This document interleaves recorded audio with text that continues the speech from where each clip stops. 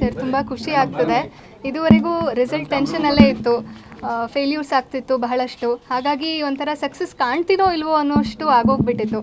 ಲಿಸ್ಟಲ್ಲಿ ನಂದು ನೇಮ್ ಬಂದರೆ ಲಿಸ್ಟಲ್ಲಿರಲಿ, ರಿಸರ್ವ್ ಲಿಸ್ಟಲ್ಲಾದರೂ ಬರಲಪ್ಪ ಅನ್ನೋಷ್ಟು ಒಂದು ಫ್ರಸ್ಟ್ರೇಷನ್ ಥರನೇ ಆಗೋಗ್ಬಿಟ್ಟಿತ್ತು. ಆದರೆ ಇಡೀ ಶಿವಮೊಗ್ಗದ ಜನತೆ, ಆಮೇಲೆ ಈಶ್ವರಪ್ಪ ಸರ್ ಮುಖ್ಯವಾಗಿ ನನಗೆ ಇವತ್ತಿಂದಲ್ಲ 3-4 ವರ್ಷದಿಂದನೂ ಕೂಡ ಅವರು ಸತತವಾಗಿ ನನಗೆ ಬೆಂತಟ್ಟುತ್ತಾ ಮಾಡು ಮಗಳೇ ಅಂತ ಪ್ರೋತ್ಸಾಹ ಕೊಟ್ಟು ನನ್ನಕ್ಕೆ ಮುಂದೆ ಕಳಿಸ್ತಿದ್ದಾರೆ.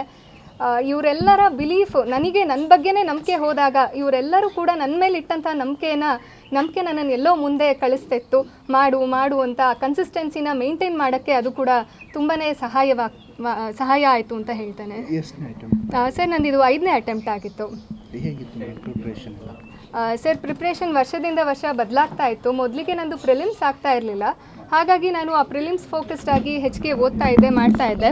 ಮೇನ್ಸಿಗೆ ನನಗೆ ಜಾಸ್ತಿ ತೊಂದರೆ ಕೊಡಲಿಲ್ಲ. ಒಂದ್ಸಲಿ ಮೇನ್ಸ್ ಬರೆದ ತಕ್ಷಣ ನಂದು ಆಯಿತು. ಹಾಗಾಗಿ ನಂದು ಸ್ಟ್ರೆಂತ್ ಎಲ್ಲಿತ್ತು ಅಂದರೆ ರೈಟಿಂಗಲ್ಲಿತ್ತು.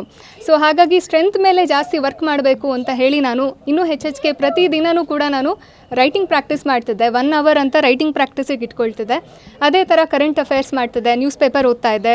ಅದೆಲ್ಲದಕ್ಕಿಂತ ಹೆಚ್ಚಾಗಿ ನಮ್ಮದು ಫೌಂಡೇಶನ್ ಏನಿರುತ್ತೆ, NCERTs ಆಗಿರ್ಬೋದು, ಬೇಸಿಕ್ ರೆಫರೆನ್ಸಸ್ ಬುಕ್ಸ್ ಆಗಿರ್ಬೋದು, ಅದನ್ನೆಲ್ಲದೂ ಕೂಡ ಪದೇ ಓದಿ ಮನನ ಮಾಡಿಕೊಂಡು, ಅಷ್ಟೇ ಅಲ್ಲ ನನ್ನ ಪೇರೆಂಟ್ಸ್ ಜೊತೆ ಆ ಕಾನ್ಸೆಪ್ಟ್ಸನ್ನು ಡಿಸ್ಕಸ್ ಮಾಡ್ತಾ ನನ್ನ ತಲೆ ಒಳಗೆ ಅದು ಕೂತು ಬಿಡಬೇಕು ಆ ಕಾನ್ಸೆಪ್ಟ್ಸು ಅನ್ನೋ ಥರನೇ ಇದ್ದೆ.